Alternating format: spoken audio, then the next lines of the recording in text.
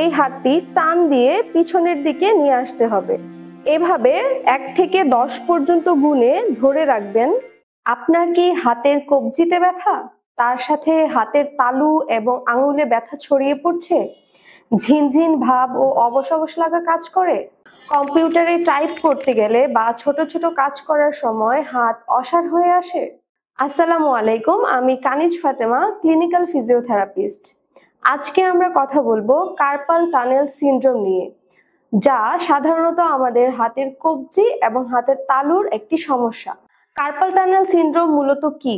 আমাদের হাতের কবজিতে কিছু ছোট ছোট বোনস রয়েছে, যাকে কার্পাল বোনস বলে।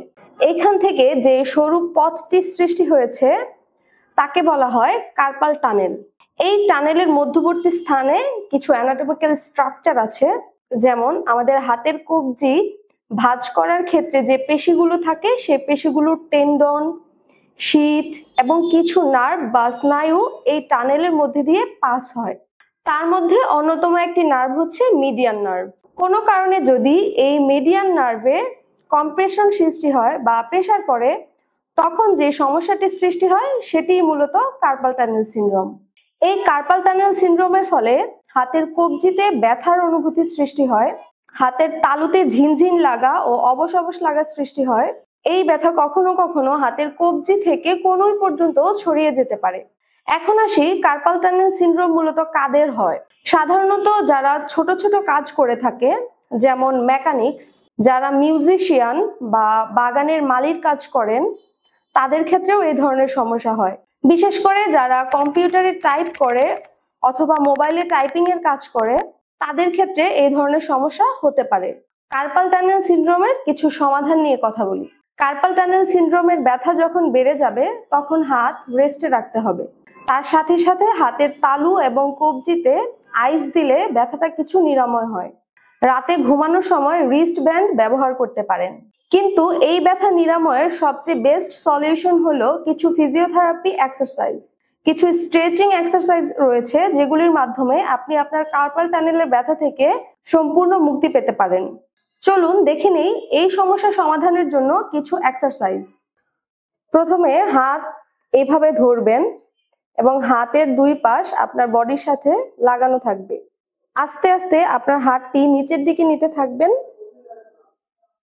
যাতে দুই কনুই বডি থেকে দূরে সরে যায়। 1 থেকে 10 পর্যন্ত গুনবেন এবং আস্তে আস্তে এই হাতটি আবার উপরের দিকে নিয়ে আসবেন। এইভাবে 10 বার করে দিনে 3 বার এই এক্সারসাইজটি করতে পারেন। তারপরের এক্সারসাইজটি করার জন্য যেই হাতে সমস্যা সেই হাতটি সামনের দিকে ধরতে হবে এবং ভালো হাত দিয়ে এই হাতটি টান দিয়ে পিছনের দিকে নিয়ে আসতে হবে। এভাবে 1 থেকে 10 পর্যন্ত গুণে ধরে রাখবেন, আস্তে আস্তে ছেড়ে দিবেন। এই এক্সারসাইজটিও আপনি 10 বার করে করবেন দিনে 3 বেলা।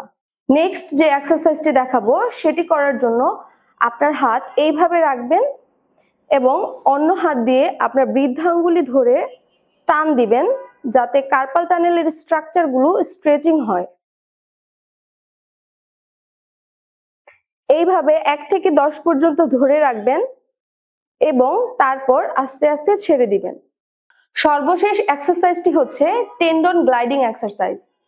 এই এক্সারসাইজটি করার জন্য যেই হাতে আপনার সমস্যা সেই হাতটি এইভাবে ধরবেন, ধীরে ধীরে এই পজিশনে নিয়ে যাবেন, তারপর হাতটিকে ভাঁজ করবেন, আবার খুলবেন, এই পজিশনে নিয়ে যাবেন, তারপরে হাতটি আবার সোজা করবেন। এই এক্সারসাইজগুলির পাশাপাশি কিছু নিয়ম মেনে চললে আপনি এই সমস্যা থেকে মুক্তি পেতে পারেন। যেমন যেই হাতে আপনার সমস্যা সেই হাতটি বারবার ব্যবহার না করা, যেই কাজ করলে আপনার এই সমস্যাটি বাড়ে সেই কাজ এড়িয়ে চলা, যতদূর সম্ভব হাতের কবজি ভাঁজ করে কাজ না করা। আপনার যদি এই ধরনের সমস্যা থাকে, তাহলে এই এক্সারসাইজগুলি করে এবং এই উপদেশগুলি মেনে চলে আপনি দ্রুত সুস্থ হতে পারবেন। ধন্যবাদ।